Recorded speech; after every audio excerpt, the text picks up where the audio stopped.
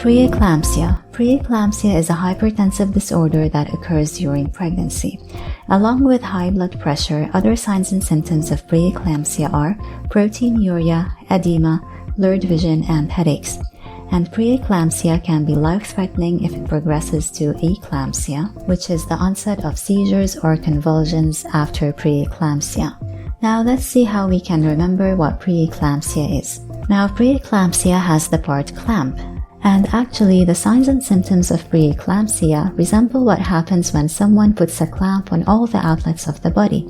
So imagine someone putting a clamp on the veins, on the urinary outlets, on the tear ducts. Of course, this will lead to accumulation of fluids in the body and in the eyes, leading to high blood pressure, proteinuria, edema, blurred vision, and headaches. So the whole body is just under a lot of pressure because of that clamp that someone has put. Alright, so remember, preeclampsia is like someone has put a clamp on all the outlets of the body, which puts the whole body in a condition of high pressure.